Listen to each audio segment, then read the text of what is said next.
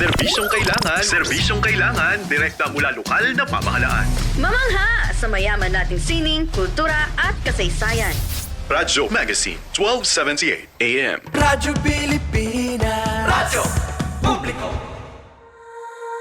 Bata Teleradyo. Basta bata, kami ang bahala.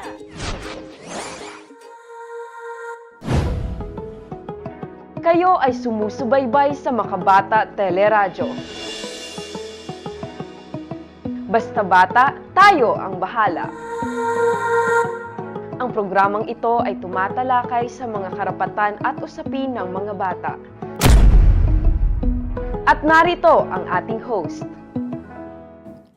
Philippine Standard Time, it's 4:01 p.m. Kayo ay sumusubaybay sa Makabata Teleradyo. Ang episode po na ito ng Makabata Teleradyo ay mapapakinggan ninyo sa Radyo Magazine 1278 kHz at mapapanood sa official Facebook page ng Council for the Welfare of Children.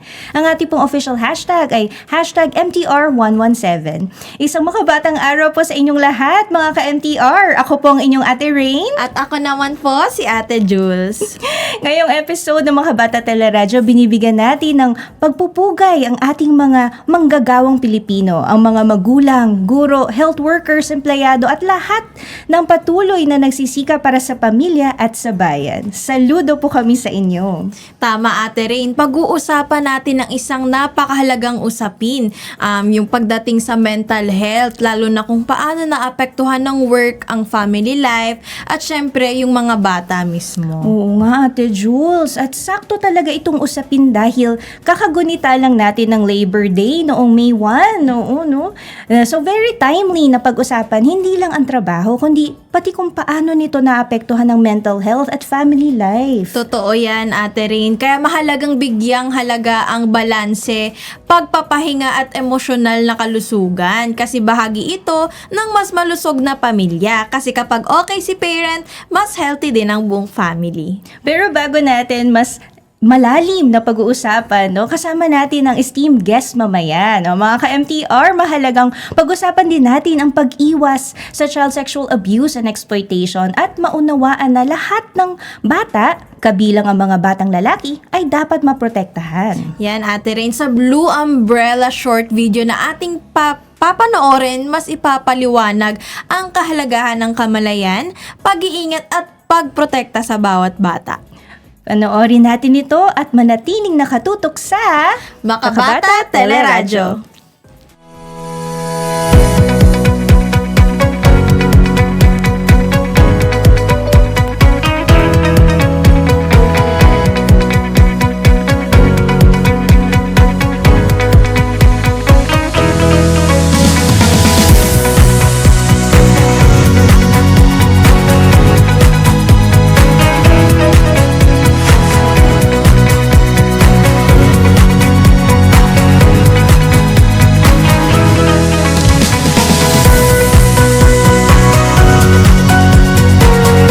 Radyo Pilipinas. Radyo Publiko.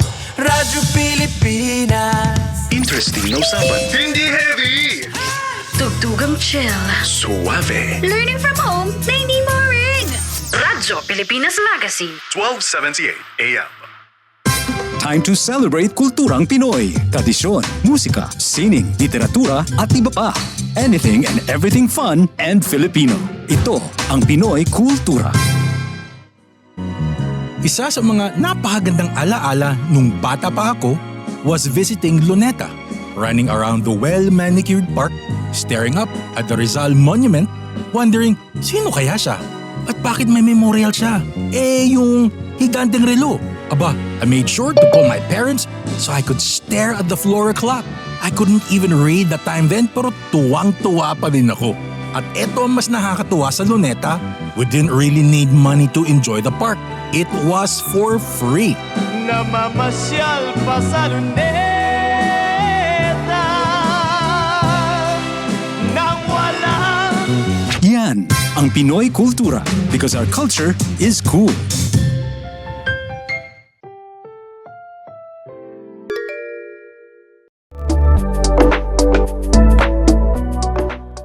sa dami ng post, shares at online content ngayon, no, paano ba natin napapangalagaan at napoprotektahan ang data and information ng mga bata? Welcome sa Rated Z, ang segment ng Makabata Teleradyo kung saan nagbibigay tayo ng real check sa mga bagay na humuhubog sa buhay ng mga bata.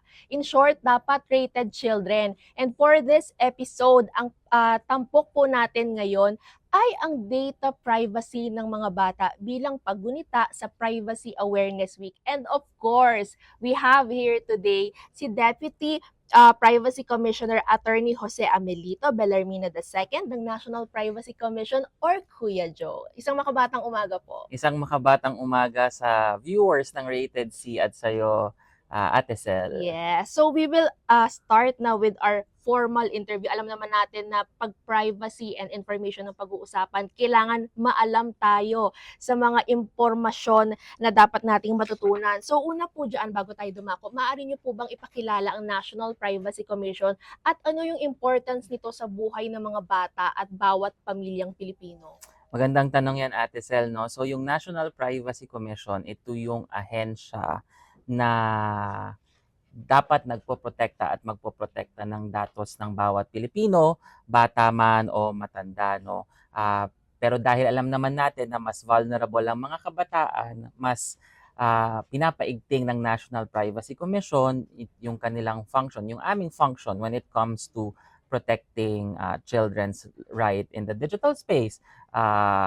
Ang National Privacy Commission po ay may mga programa na patungkol lamang po sa mga bata, specifically tulad na lamang ng kabataang digital, at kami rin po ay pumupunta sa iba't ibang lugar at eskwelahan para naman ipalaganap ang data privacy at ang importansya ng maayos na pagbigay ng datos at kung ano-ano yung mga datos lang na dapat nating binibigay sa ating mga social media at sa iba't ibang online na platform. So, the NPC is really here to help the children, help their parents to know what should they be posting and what they shouldn't, and ano ba yung mga pwede nilang gawin kung sakaling magkaroon ng problema o abuse sa kanilang mga datos. Yan. So highlight ko lang, no, mga datos na dapat lang binibigay. Pero in terms naman sa situation ng mga bata, ano ba yung data privacy and ano ba yung meron sa circumstances ng mga bata? Bakit mas vulnerable sila compared sa adults?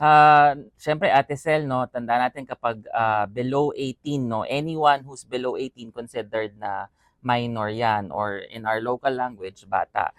Sa mata po ng ating batas, kinukonsider po ang isang minor na wala pa pong full legal capacity. Ang ibig sabihin, hindi pa po sila nakakapagbigay ng desisyon patungkol sa mga bagay-bagay, either sa pagbigay ng consent sa pagproseso ng kanilang datos, no? Kasi nga yung kanilang maturity at understanding at yung kanilang psychological and physiological development hindi pa buo, hindi pa kumpleto, kaya hindi matignan ito ng batas as sufficient. Kaya nga yung privacy sa mga bata, ang ibig sabihin ng privacy sa mga bata is hindi lang kung ano yung alam nila patungkol sa kanilang datos, no? Ibig sabihin, ang privacy sa mga bata, it should be the fact na they're beginning to understand what their information are, what information are important and relevant, ano yung mga impormasyon na dapat tinuturo ng kanilang mga magulang na hindi natin binibigay basta-basta sa mga tao, at kung ano lang dapat yung mga impormasyon na pwede nating i-share sa ibang tao na hindi magkakaroon ng malaking impact or problema sa atin pagdating ng panahon.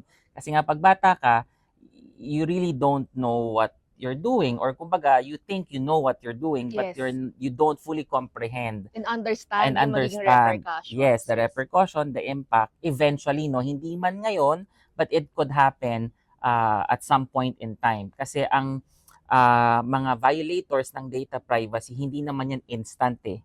Nangyayari yan over time. Nagko-collecta ng data, tinitignan kung ano yung data na publicly available.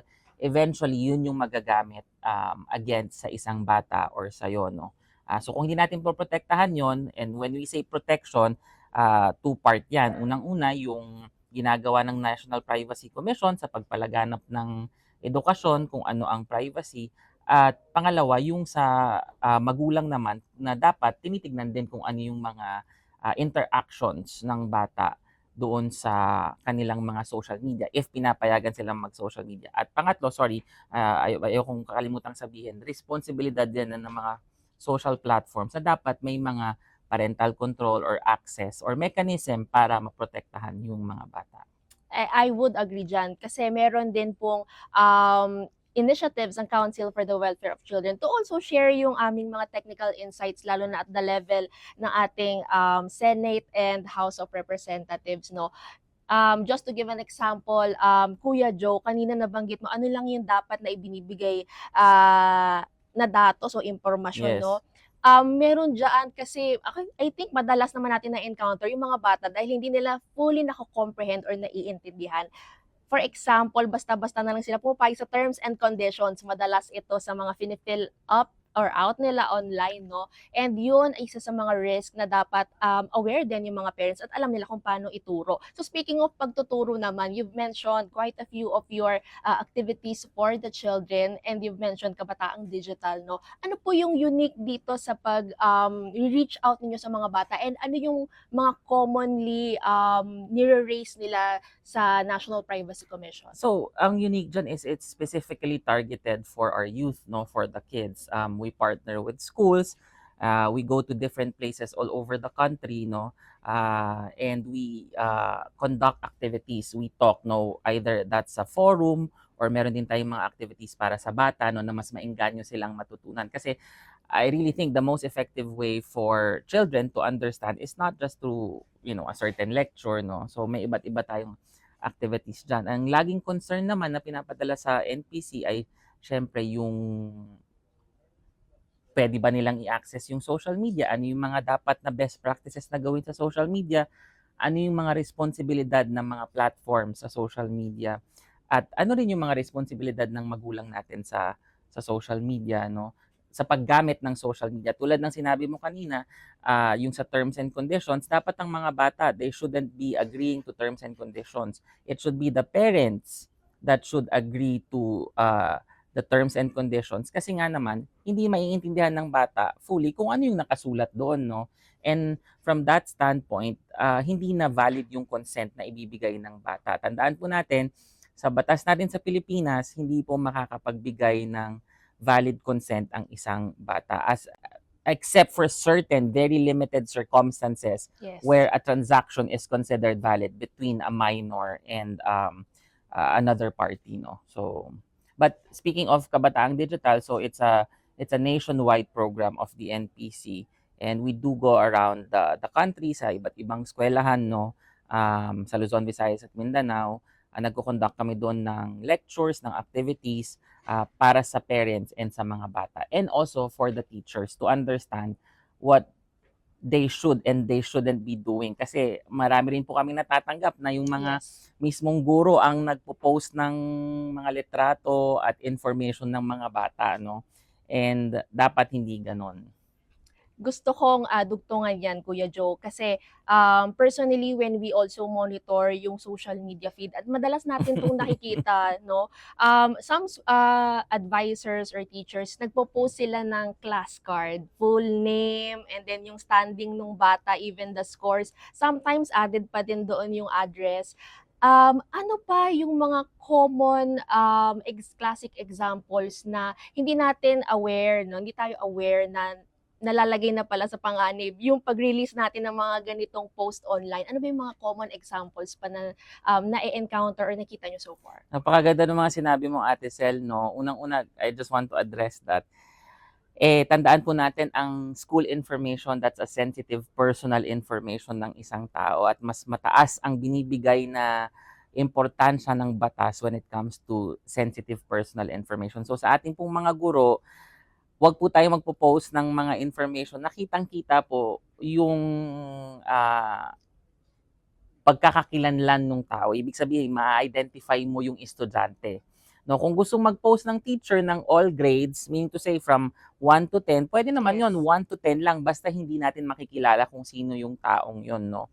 Ngayon, iba pang mga common na concerns na natatanggap namin yung pag-video ng mga teachers, no, habang nagkaklase, Yes. nakitang-kita yung mga estudyante, and within that video nakikita na kung saang ano ba yung paaralan na iyon, no. Meaning to say, pag ako nakita ko yung video na yon, makikita ko na itong si student ABC nag-aaral pala to sa ganitong paaralan dahil dun sa video of photo na in-upload nung guro. At madalas ang sinasabi ng guro ng teacher nakakuha naman kami ng consent ng bata. Pero again nga po, sa ating mga guro, naging sa ating mga kabataang nanonood, hindi po nakakapagbigay ng legally valid consent ang isang bata. Lalo na sa mga ganitong sitwasyon na it would seemingly be, kumbaga, wala namang risk, no? Pero yun nga at tulad ng nabanggit ko kanina, Ate Sel, yung mga wrongdoers sa digital space, it takes them time. Kasi nag-harvest yan ng datos, tinitignan kung sino yung mga potentially pwedeng biktimahin, and tinitignan yan through the post that we make. So, either yung grades, yung mga itsura ng estudyante, no, through photos and videos, or maging yung fact na nasa field trip sila. Nag-geotag sila. Or nag-geotag sila kung nasaan sila. Okay lang naman yon kung nabigyan ng consent ng magulang at hindi yun live na ginagawa. Ibig sabihin, nag-post na kayo after several days kung saan nandun na kayo at nakauwi na kayo. Kasi ang danger that, for example, meron palang isang bata na gustong na anak ng mayaman, gustong kuhain, no, Yes. at Hindi natin sigurado ipag-ransom. yung intentions. Exactly. Nakita na nasa ganitong lugar pala sila kung saan yung security medyo hindi ganun ka-strict as compared sa kapag nasa eskwelahan ka, mas madaling gawin or isagawa yung kanilang mga masasamang plano. Kaya tandaan po natin, lahat po to, it could constitute or it could help yung wrongdoer na mas padaliin yung kanyang mga plano. No? Or sa pag-identity theft, no, dahil alam mo na kung saan yung school ng bata at a young age, na-form na yung, kasi Ate Sel, di ba, pag nag-login ka, ano bang usual na tanong? Security question. Saan ka nag-aral ng high school? Yes, personal. Minsan personal pa nga Exactly. Saan ka, sino ang favorite teacher mo? Ano ang nickname mo? Anong mga nickname mo ganun sa din. eskwelahan? So, lahat po yung mga security question, binibigay na natin, gini-give away na natin dahil nga sa hilig nating mag-post, no, at ibigay lahat ng kung ano yung gusto nating i-share. At gusto ko lang sa'yo, Ate Sel, hindi naman mali yun, no? We shouldn't punish us kasi very communal tayong mga Pinoy, no? We love to share. That's how we establish relationships. But with how the digital space is now, kailangan talaga mas mag-ingat tayo kung ano yung mga i-share natin, no? Whether that's from the perspective of parents, kasi kahit magulang din, ang hiling din natin mag-post ng mga grades nila, school nila. Of course, there's a sense of achievement, pride. Yes. But ano ba yung mas mahalaga, yung sense of pride o yung safety ng iyong anak, no, sa online space? Kaya pag-isipan po muna natin yun bago natin gawin. Napakagandang reminder, Kuya Joe, na mga ibinigay mo sa atin, no? Hindi lang for parents, hindi lang for children, but also for teachers, yung mga madalas makasalamuha ng mga bata. So, I'll link that your response is doon sa ating susunod na concern, because the Council for the Welfare of Children recently developed a guide for media practitioners on the reporting and coverage of children. So dito sa guide na ito, tinuturuan natin yung mga media kung paano, ano lang yung mga dapat nilang kunin kapag mag-i-interview sila ng mga bata, dapat kasama yung mga nakatatanda, mga magulang and guardians. So what kind of advice can you give doon naman sa ating mga parents and children kapag, for example, nilapitan sila, hihingan sila ng information sa streets man yan for an interview, ano yung mga dapat nilang, for example, may red flags ba silang dapat tandaan or malaman? Ano yung dapat nilang gawin? Sino lang dapat yung magbigay ng consent? Naku, Ate Sel, no, unang-una for the kids, sa mga kabataan, pag may lumapit po sa inyo, no, at humingi ng consent para kayo ay videohan, unang-una nyo pong isasagot, kailangan po alam ng magulang ko. That's correct. Kasi tandaan po natin, dahil minor tayo, akala mo minor pa rin ako, no? Pero dahil minor, sa mga minor dyan, hindi po kayo dapat nagbibigay ng inyong consent. Kasi may mga bagay po na dahil hindi pa po natin masyadong naiintindihan. Ngayon po, pag may lumapit sa inyo, automatic po dapat yan, kausapin niyo po yung aking magulang. Itanong niyo po yung aking magulang. Dahil dapat po magulang ang kausap ng whether you're a media practitioner or ikaw ay vlogger. In fact, Ate Sel, yung NPC po, kami sa National Privacy Commission, naglabas din po kami nung aming circular patungkol sa yung mga vloggers and body-worn camera, no, na kapag nahagip kayo, lalo na kung minor, dapat i-blur yan. Ngayon, kung ikaw mismo yung target ng video at minor ka, the consent has to come from the parents. Para naman po sa ating mga parents, unang-unang protection po ng ating mga anak ay ipaalam po natin sa kanila. Paulit-ulit natin sabihin na kapag may lumapit sa inyo, hihingi ng consent, sabihin mo wala kang, hindi ka magbibigay ng consent mo at dapat yung magulang ko ang kausapin nyo.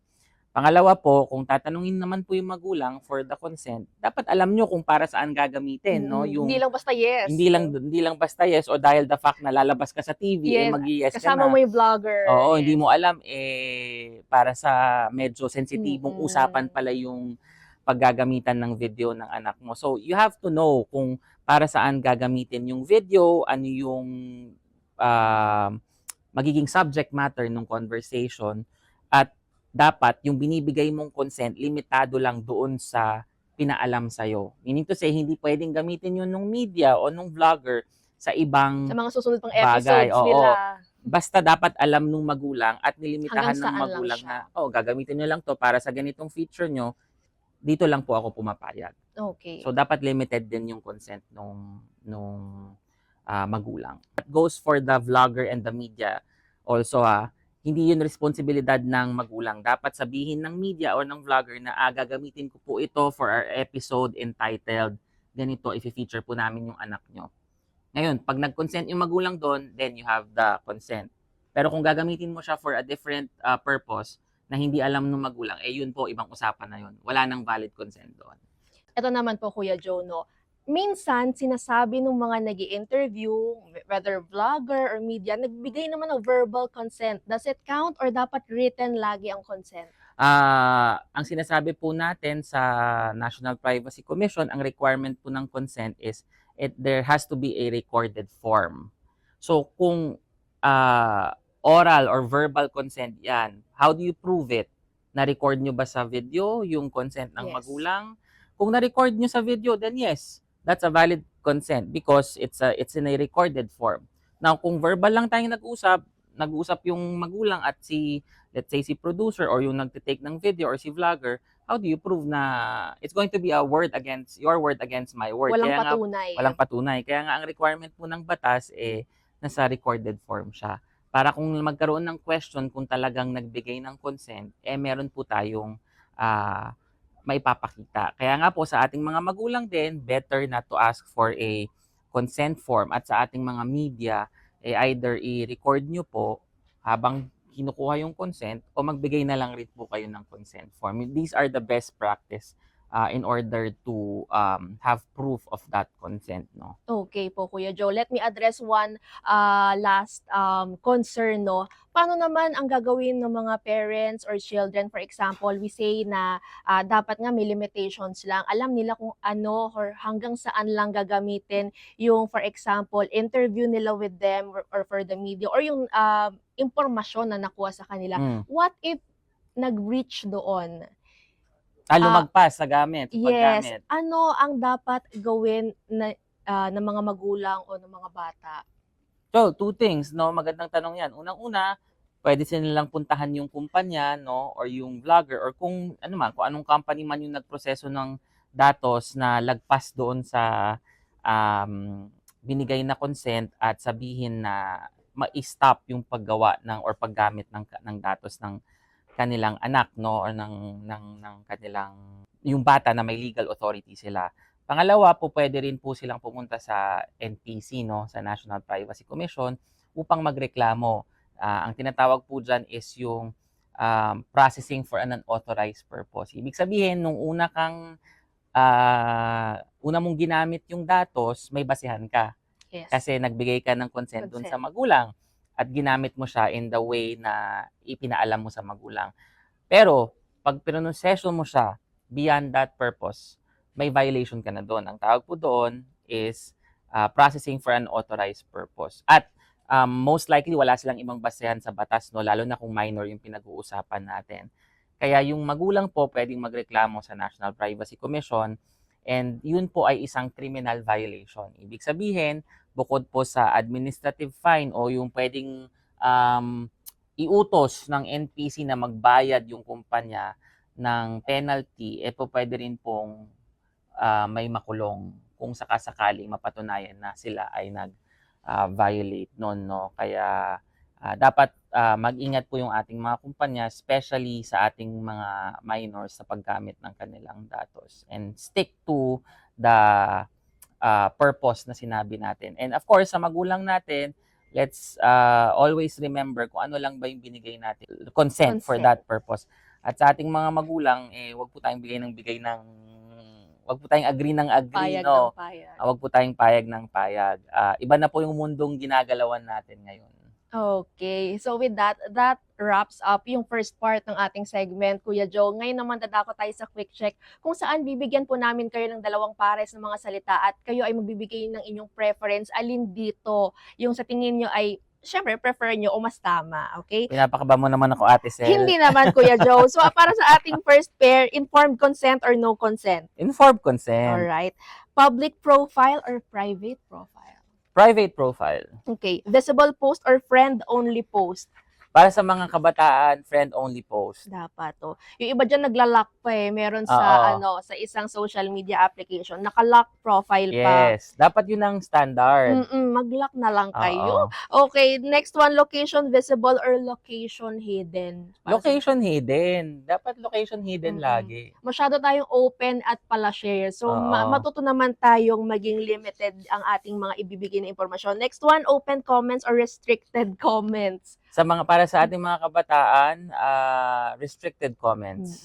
Minsan, kasi it feeds them no? Yung pag nakakuha sila maraming likes, maraming comments, maraming shares. Oo, pero Ate Sel, at sa mga bata dyan, no, siguro hindi nyo pa nare-realize ngayon, pero yung likes and shares, wala pong magiging bearing yan sa ating buhay eventually. At pagtanda. No? Sa pagtanda natin, Ate Sel. Yes, and lastly, privacy notice or no disclosure? Privacy notice. Siyempre, privacy notice. Tsaka dapat child-friendly yung mga privacy notice, especially doon sa mga platforms na ang target audience nila ay mga bata. Talaga. No? Dapat naiintindihan, age-appropriate yung ating information na ibibigay.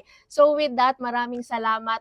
Kuya Joe, meron po ba kayong huling mensahe, any call to action, parting words, messages, or advices? Yes, Ate Sel, no?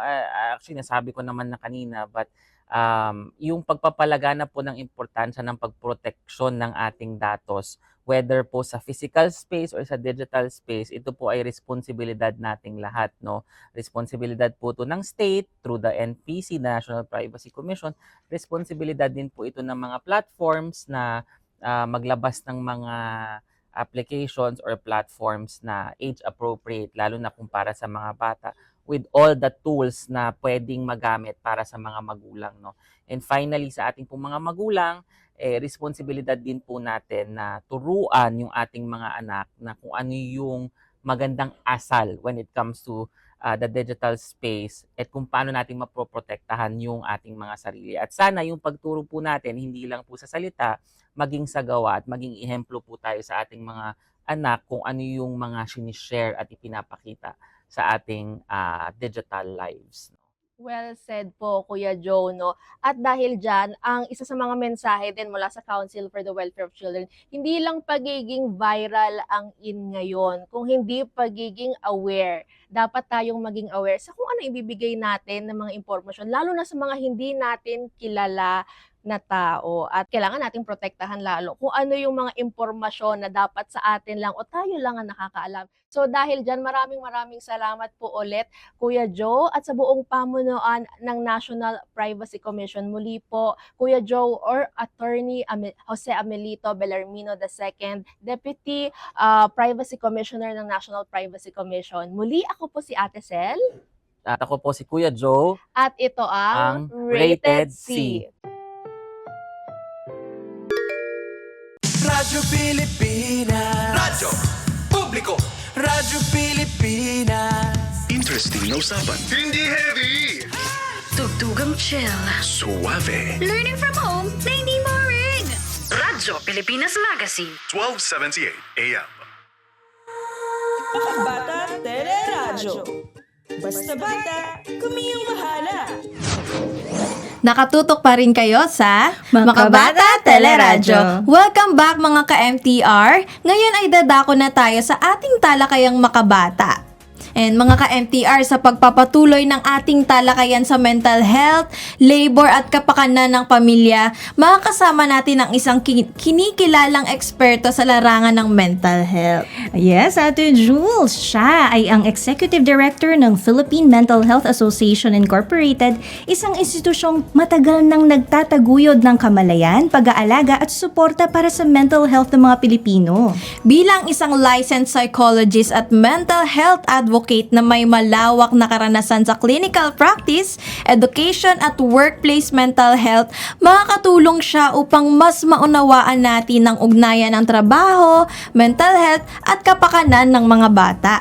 Yes, and she is also a wife and a mother of 4. Let us give a warm welcome to Executive Director Dr. Carolina Uno Raico. Or mas tinatawag nating Ate Ate Carol. Carol. Welcome po sa Makabata Teleradyo, Ate Carol.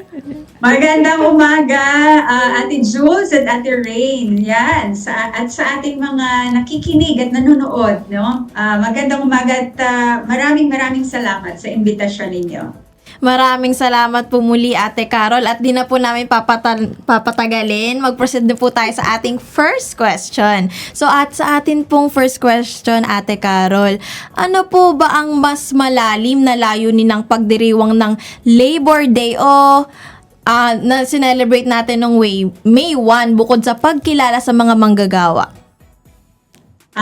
Syempre, isa na sa celebration, no, ng May 1, isang paraan ito para i-commemorate, no, yung lahat ng mga hirap, yung mga marami kasing mga ginawang sakripisyo, no, bago na bigyan ng pagkakakilanlan o pagkilala, no, yung ating mga manggagawa para sa fair wage, ayan, sa mga karapatan nila, no, bilang mga manggagawa. At ito syempre nakakatulong, no, sa kabuuan, no, ng pagkatao ng isang manggagawa, no, ng isang tao, no, kasi malaking parte, no, ng buhay ng isang tao yung kanyang ginagawang trabaho. So every May 1 talagang kino-commemorate natin ito para yun nga, no, bigyan ng halaga, bigyan ng pagpaparangal, no, yung ating mga manggagawa. Hindi lang dito yan, pati sa buong mundo. Ayun, maraming salamat po, Ate Carol.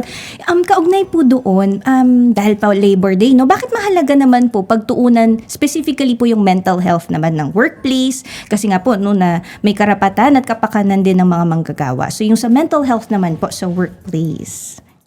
Ayan, ay napakagandang tanong yan. At saka gusto ko rin yan na i-connecta, no? Kasi nung nakaraang linggo ay naimbita tayo, no, sa World Day for Safety and Health at Work 2026.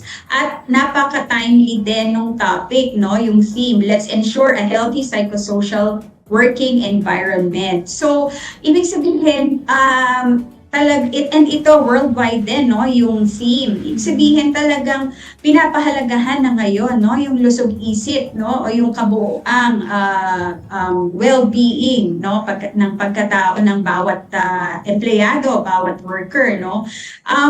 Yung mental health kasi natin, syempre, kung hindi ito maganda yung estado, no, hindi rin tayo makaka-focus mabuti sa ating trabaho at syempre maapektuhan na dyan yung ibang aspeto ng ating buhay. So napaka-importante, no, na yung mental health natin pahalagahan din natin.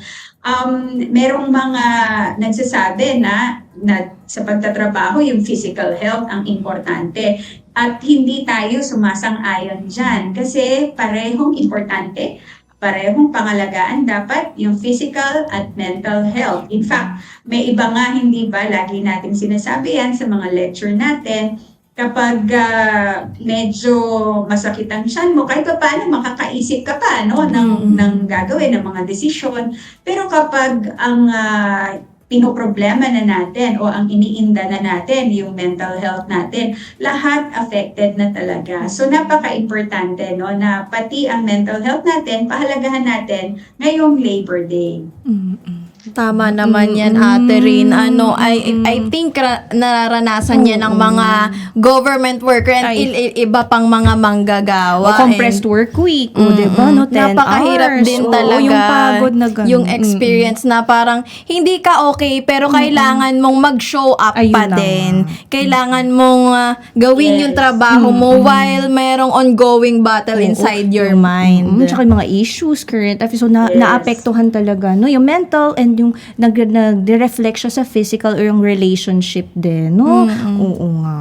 And para naman po, maganda rin po nakikinig din, Ate Carol, na meron na nga pong initiatives, katulad po nung inattendan nyo, ma'am, na nire-recognize ang mental health sa workplace. And para sa kasunod po nating tanong, Ate Carol, paano naman po naapektuhan ng mahinang mental health sa trabaho or pag apektado yung mental health natin, tapos nasa trabaho tayo, yung buhay pamilya naman po ng isang manggagawa, lalo na kapag dating sa welfare ng kanilang anak? Oo. Ako, napakagandang tanong yan kasi kahit tayo, sinabi niyo nga kanina, ako rin ay merong 4 na anak, buti na lang medyo malalaki na sila. Pero importante niyan at may connection talaga. Kasi yun namang ating trabaho, yung mga iniisip natin about our work, hindi yan natatapos sa trabaho lang. Yung strain, yung stress na nararamdaman natin, kumbaga, nag-spill over yan sa family life natin. Hindi ba? Kapag medyo pagod ka sa trabaho, kapag yung deadlines mo ay nandyan na at hindi mo pa nagagawa, tapos kailangan isubmit mo na bukas, kahit sa bahay, yun pa rin yung iniisip mo, hindi ba? So, naaapektuhan nito yung ating emosyon, yung pag-iisip natin, at yung behavior natin. So, nagiging irritable tayo, minsan, ina-isolate yung sarili kasi parang ayaw mo na nating kausapin tayo, ng mga kapamilya natin kasi nga parang iniisipan natin kung ano yung mga dapat nating gawin. O kaya, parang alam mo yon, yung emotionally exhausted ka na, wala ka nang mabigay. So kahit na nandun ka physically sa bahay, hindi ka maramdaman ng mga kasama mo sa bahay, ng iyong partner, ng iyong mga anak. So, may malaking epekto din to, hindi lang sa mental health mo, kundi sa lusog isip din ng mga kasama natin sa bahay. So, nakikita ito ng mga bata at indirectly, maaring ma-model sa kanila yung kung ano yung paraan din ng behavior, pag-iisip at mga emosyon natin. Kung irritable tayo, pwedeng sila rin maging irritable, hindi ba? Kung lagi tayong galit, sila rin, Kasi nakikita ng mga bata yan Hindi natin pwedeng sabihin sa kanila na, ikaw, wag kang laging galit, pero ikaw lagi kang galit. Lagi kang sumisigaw. So, na-model nila, na-acquire nila yung behavior at yung mga tendencies natin. So, napaka-crucial, nung talagang maalagaan natin, yung ating well-being sa ating trabaho kasi nga nag-spill over siya sa buhay pamilya natin at lalo na sa mga bata.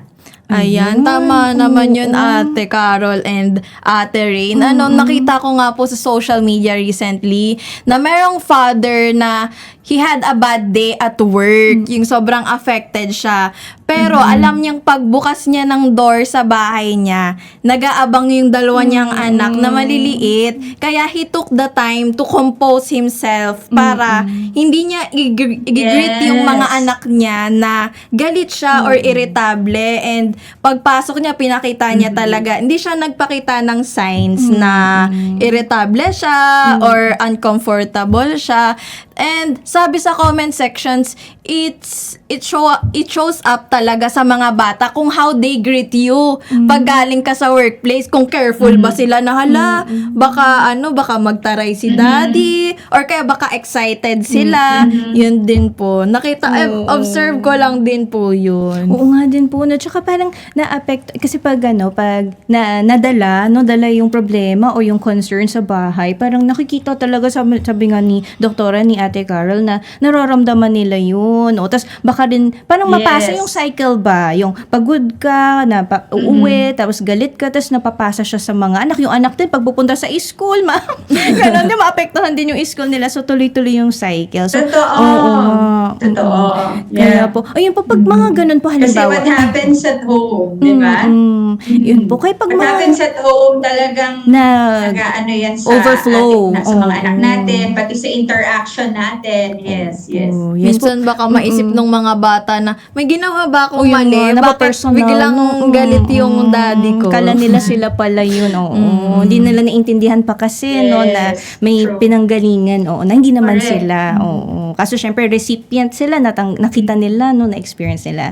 Ayun po, doktora, pag ganun po, halimbawa na may mga nakikinig po sa ating mga manggagawa at saka magulang din, ano po yung mga ma-advise nyo po na effective na mga strategies, na recommendation na para maiwasan po yung mental health risk, para mag-lead doon sa gano'n na maramdaman ng mga bata. At yung paano po nila mapalagaan yung well-being, nabanggit nyo nga po sa workplace, importante yun. At masuportahan din po kung meron na po silang nararanasan na mental health conditions. May mga... Again, napaka-brilliant na tanong. Una sa lahat, syempre, kailangan self-aware tayo. Dapat yung mga early signs and symptoms, na kikita na natin yan.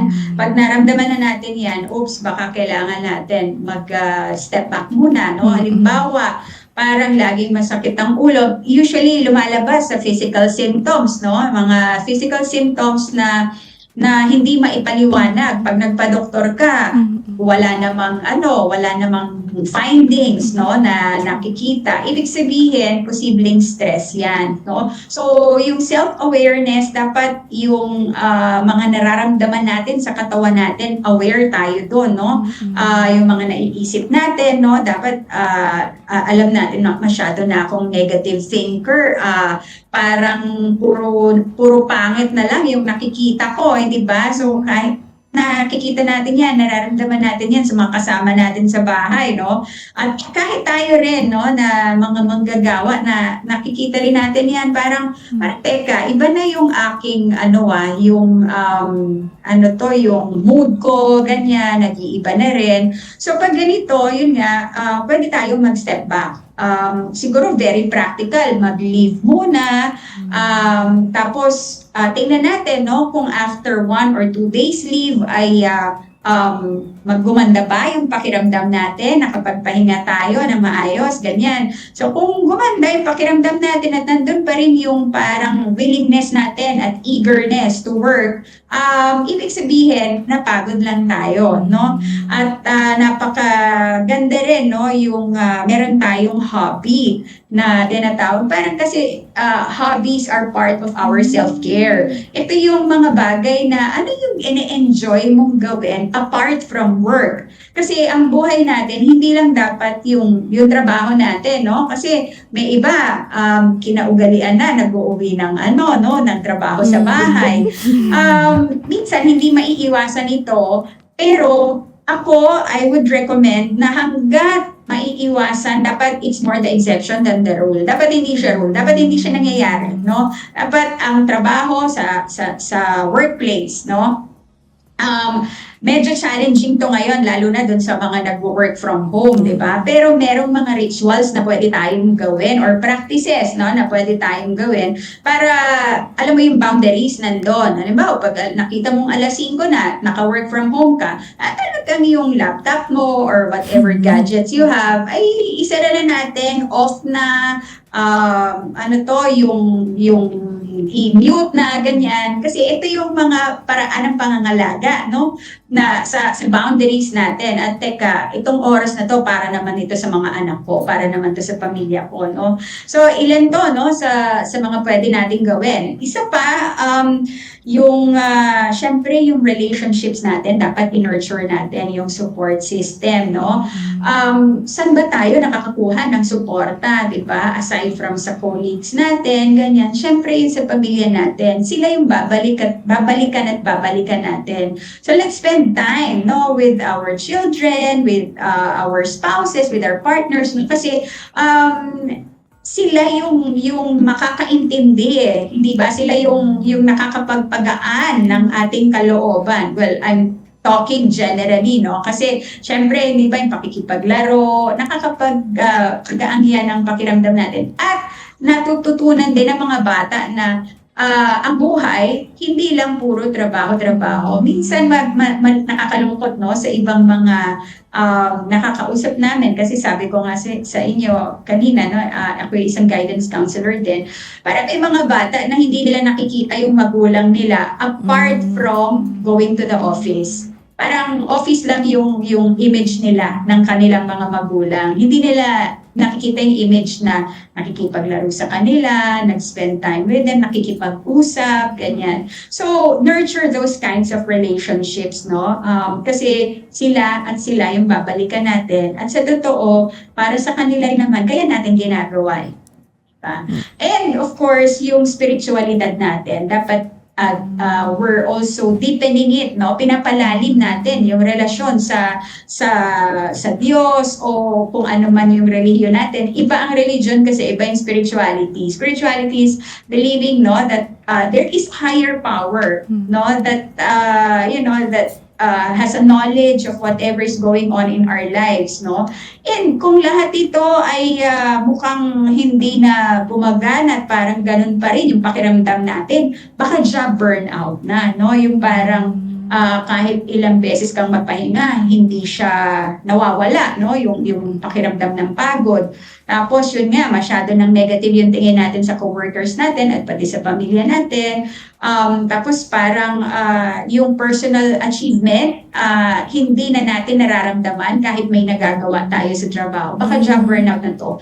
At baka kailangan na natin mag-seek ng professional help para matulungan tayo, may makausap tayo. Meron namang mga ganitong mga mental health professionals, no, that we can go to para maiayos din natin, no, ma-reset kumbaga yung ating paraan ng pag-iisip at yung pananaw natin and yung behavior din natin and our emotions also. Naku, napakahalagang reminder mula kay Ate Carol na there's more to life than work. Maraming aspects sa life mo na pwede mo pang i-explore and mas linangin pa, di ba? Katulad ng relationship sa family, yung spirituality mo, and yung pag-focus sa self-care and sa hobbies. True. Tsaka talagang awareness, no, na, ay, teka, parang iba na pala ang aking mga relationships ngayon, affected pala. Yun palang first step na yun, ay parang magigising tayo na, ay, kailangan ko pala magpahinga. Tama, kailangan ko pala, oo, ng family time. Yun lalo pala. na din na baka maging at risk sa job burnout. Yun nga, yung and job mas lalo kang hindi makakapag-perform sa trabaho. Kaya magandang suggestion po, recommendation po talaga. So pag ganun po, dahil po, halimbawa po na kailangan na nga po nila ng help or pwede po ba silang tumugon po or mag-ask ng assistance po sa Philippine Mental Health Association? Paano po nila kayo makokontak? Or, yes, opo, ayun. yes. Meron, Maraming salamat, no? Yung aming, meron kaming official Facebook page, Philippine Mental Health Association Incorporated. Hanapin lang nila yan, lalabas na ang PMHA. At ang maganda rin sa aming organization, hindi lang kami dito sa national, national office sa NCR, meron din kaming mga chapters, no, sa iba-ibang parte ng Pilipinas, no. Meron kaming 4 sa Luzon, 2 sa Visayas, 2 sa Mindanao, 5 na ata sa Luzon ngayon. So, pero sa national office, pwede silang mag-message sa amin. And yung aming mobile numbers. So ayan, 0917-565-2037 and 0917-565-2036. Ayan. Wow. So pareho yan na na pwede nilang tawagan, no, at mag-reach out sa amin. At isa pa, gusto ko ring i-emphasize, no, huwag nating hintayin na meron na tayong nararamdaman. Ito ay panawagan naman para sa mga organization, sa mga kumpanya. Meron na tayong tinatawag na workplace mental health.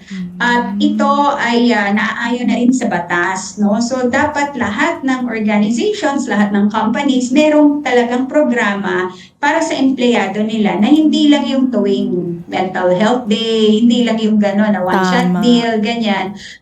Dapat meron talagang konkretong suporta sa ating mga empleyado sa usapin ng mental health. So, at yung gusto kong i-share yung ating organization, ng PMHA, isa sa mga organizations na nagbibigay din, no, na tumutulong din para makagawa ng workplace mental health programs ang mga kumpanya, depende dun sa pangangailangan. So, importante prevention rather than kung kailan may problema na, no?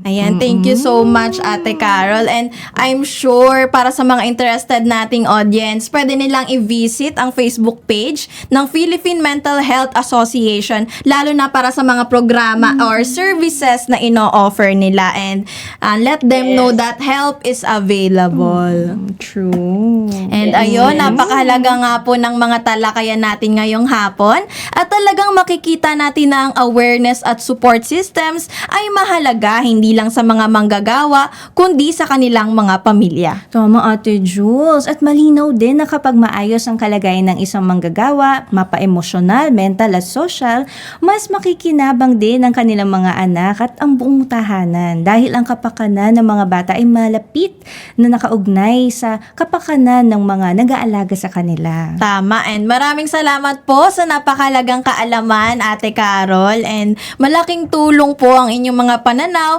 upang mas maunawaan natin ang halaga ng mental health, hindi lamang sa trabaho, kundi sa loob ng pamilya. And Ate Rain, lagi ko nga nakikita yung mga post nila sa Facebook. Talagang napipik nila yung interest ko. Ang ganda ng mga posting ideas nila sa pinapalaganap nilang awareness when it comes to mental health. Opo, kaya... Magaling yung team namin. Yan sila, Ate Kim, Gabatid. Ayan, nandito kasama natin. Ayan po. So, thank you po.